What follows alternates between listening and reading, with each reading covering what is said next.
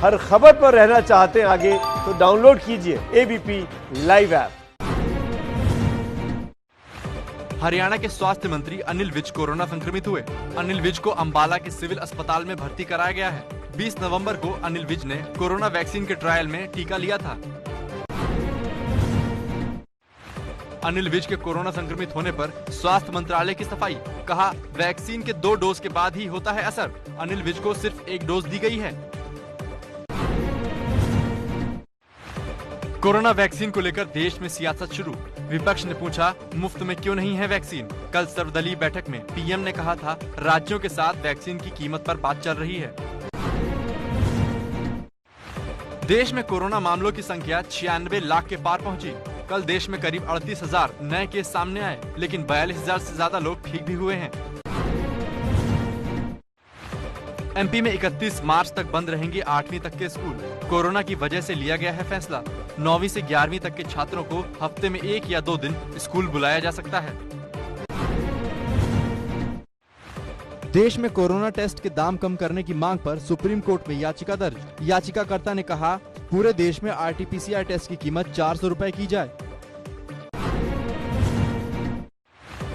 तमिलनाडु के रामेश्वरम में बुरेवी तूफान ने मचाई तबाही। भारी बारिश की वजह से कई इलाकों में पानी भर गया। तेज हवा की वजह से जर्जर हो चुकी चर्च की दीवार गिर गई। पुडुचेरी में भारी बारिश ने किया बेहाल। कई इलाकों में जलजमाव हो गया, लोगों को दिक्कत हो रही है। एमपी में जमीन माफियाओं पर शिवराज सरकार का एक्शन जारी। इंदौर में अवैध निर्माण पर नगर पालिका ने चलाया बुलडोजर। एमपी में यूरिया की कालाबाजारी का मामला सामने आया। छिंदवाड़ा में एसडीएम ने छापा मारा। नियमों की अनदेखी कर महंगे दामों पर बेच रहे थे यूरिया। दिल्ली की शादियों में चोरी करने वाली गैंग पर पुलिस का शिकंजा। सूट बूट पहनकर शादियों में जाकर चोरी करते थे। पुलिस ने 7 आरोपियों को गिरफ्तार किया। बिहार में शराब माफियाओं पर पुलिस का बड़ा एक्शन। हाजीपुर में पिछले 2 दिनों में पुलिस ने 25 लाख की शराब पकड़ी। बिहार में 2016 से शराबबंदी लागू है। एलओसी पर पाकिस्तान की कायराना हरकत जारी। जम्मू कश्मीर के बालाकोट सेक्टर में पाकिस्तान ने गोलीबारी की। सेना दे रही है मुंहतोड़ जवाब।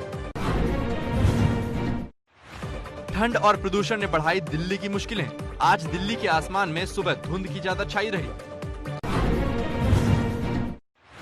हरियाणा के हिसार में हैरान करने वाला मामला सामने आया। महिला ने 80 साल की बुजुर्ग अपनी सास के साथ मारपीट कर उन्हें घर से बाहर निकाला। पुलिस ने आरोपी महिला को गिरफ्तार किया। कर्नाटक में आज कन्नड़ समूह ने बुलाया बंद। कर्नाटक सरकार के मराठा समुदाय के लिए निगम बनाने के फैसले से नाराज है कन्नड़ समुदाय। हरियाणा के रेवाड़ी में हैरान करने वाला मामला सामने आया। 12 साल की बच्ची से 3 नाबालिग लड़कों ने गैंगरेप किया। तीनों आरोपी गिरफ्तार हैं। तमिलनाडु की सभी सीटों पर लड़ने की तैयारी में है सुपरस्टार रजनीकांत। रजनीकांत के राजनीतिक सलाहकार बोले सभी 234 सीटों पर लड़ेंगे। 31 दिसंबर को पार्टी का ऐलान करेंगे रजनीकांत। चोटिल रविंद्र जडेजा ऑस्ट्रेलिया के खिलाफ T20 सीरीज से बाहर हुए।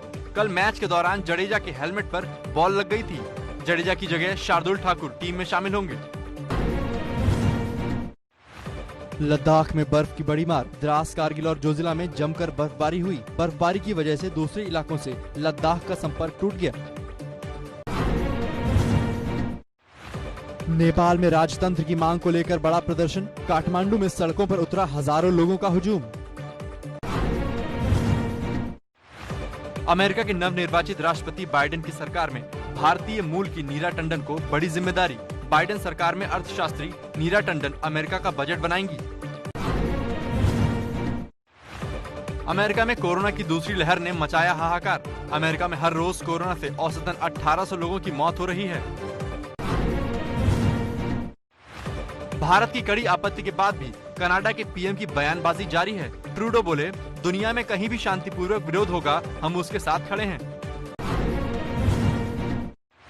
ट्रूडो की बयानबाजी पर भारत का बड़ा फैसला। कोरोना पर 7 दिसंबर को होने वाली विदेश मंत्रियों की बैठक में शामिल नहीं होगा भारत। कनाडा की अध्यक्षता में होने वाली है बैठक।